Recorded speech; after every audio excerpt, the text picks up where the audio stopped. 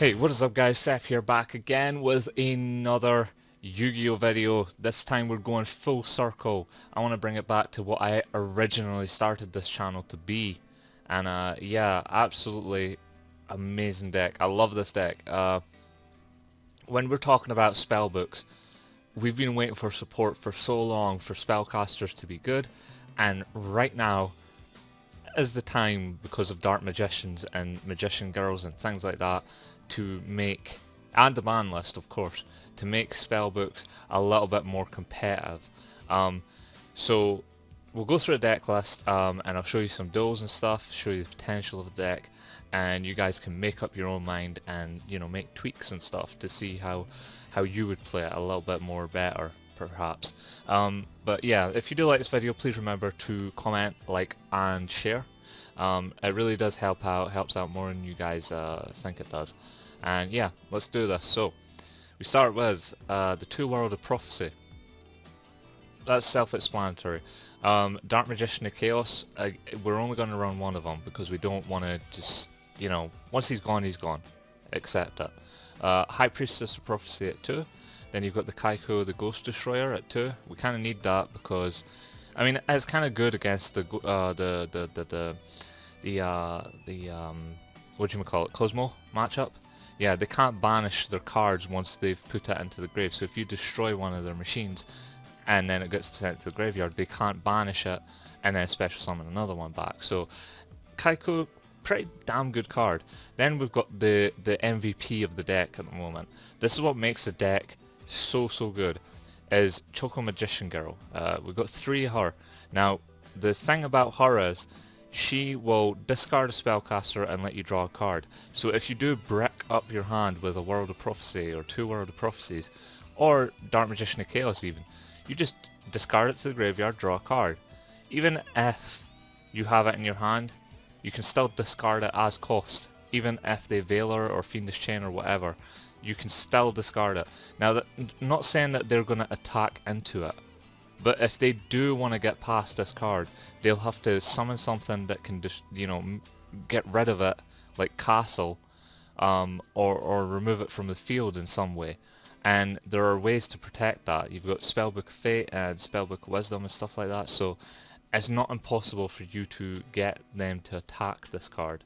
Therefore you can then special summon back Dark Magician of Chaos or World of Prophecy. And we'll come back to that card in a second. So we've got 1 Justice of Prophecy, 1 Temperance of Prophecy, we've got 3 Spellbook Magician of Prophecy, we've got the 3 Spellbook Power, the 1 Crescent, the 3 Master. I mean, you could drop that to 2, but I kind of like it at 3. Spellbook Eternity at 3, of course, because we're banishing so much. Spellbook Fate, of course, is at 3, so going to use it. We've got the 3 Spellbook Secrets. We've got the 2 Typhoon, because sometimes they've cheaped their way into like a play that you just can't get rid of, and you don't want to use all your Spellbook Fates to get rid of the cards. We've got the 1 Spellbook of Wisdom, the 2 Spellbook of Fate, the 1 Spellbook of Life. We only need to run 1. I feel like 1 is enough. You know, even if he banishes it, you bring it back with Eternity. If he removes it from the field, you know, bring it back with Towers. Towers will bring it back into your deck, and then you add it back to your hand with Master. If he puts it into the deck, you add it back with Secrets or Master. You know, it's too, you know, you don't need to run more than 1 of this card, because there's always ways to get it back. We've got the 3 Towers, of course, the 2 Solemn Strikes, and the 1 Solemn Warning. For the extra deck, we kind of run a bit of everything. So we've got the Mirage Fortress. Mirage Fortress works because if you have World of Prophecy plus Spellbook Life by banishing Spellbook Magician and then special summon back High Priestess, that's 2 level 9s, or 2 level 9s of 2 World of Prophecies. Just depends how you want to do it. We've got the Magical Hierophant Heron, Heron at 2. I feel that he's fairly self-explanatory too. He's just a heavy storm, and he's fairly good. I consider him to be fairly good. Mecha Phantom Beast Dracosack, the Gaia, the 2 Big Eye, the 1 Ebb and Void Magician, because he can special summon the Dark Magician of Chaos, or he could summon Kaiko. It just depends how you want to play him. And to be honest, he's got 2,800 defense, which is fairly high to get over. The Hope Woven Dragon Spider Shark.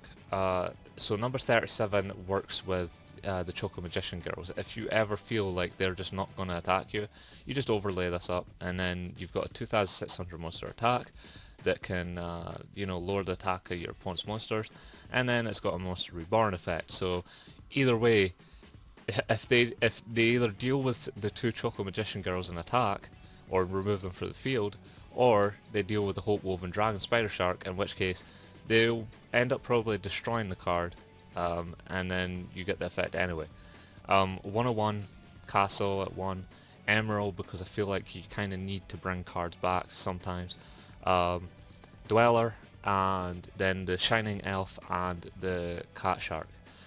These two are especially good when you know you've got two Spellbook Magicians on the field, and you just want to overlay for 2, get a 1,600 attack monster onto the field that can, you know, lower your opponent's attacks whenever they normal summon or special summon.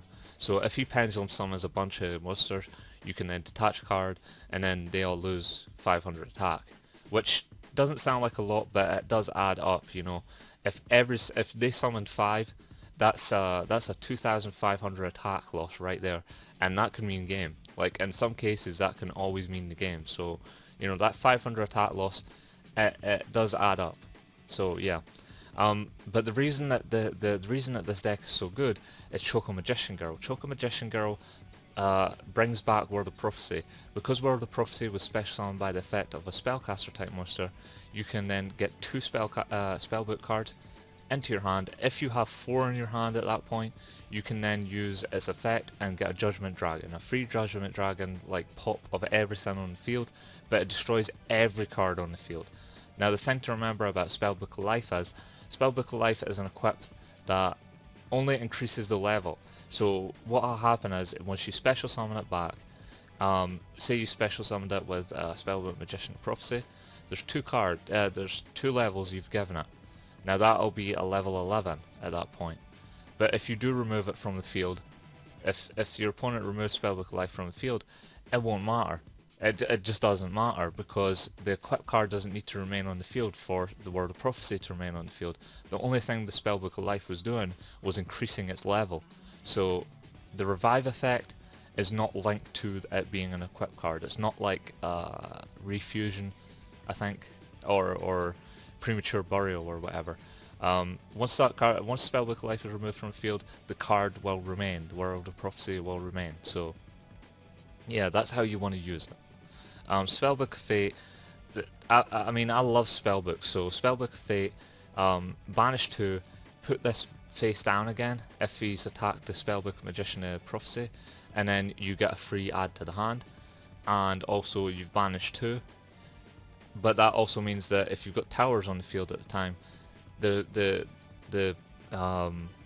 spellcaster, there's a spellcaster in the graveyard plus a Spellbook of Fate. You can put Spellbook of Fate back into the deck, draw another card at your standby phase, and then you've got 2 banished cards, one of which you can bring back with Eternity for the next turn. So these cards all combo together so well, and I really do hope you guys enjoy this deck. Try it out. Dark Magician of Chaos is a beast. Too bad he's at the end phase, but that's not a big deal. You know, he's just there to bring back the spellbooks. And you know, the recycle ability, or the recyclability, however you want to say it, of these 2 cards to just bring these cards back, and the fact that you can use Power plus Master to give a card an extra 2,000 attack makes it so that the deck can just survive off of normal summons for quite a while. It doesn't need all of these boss monsters, but the boss monsters really do help. So if you guys like this deck, please let me know in the comment section below, and yeah, have a great day. Peace out.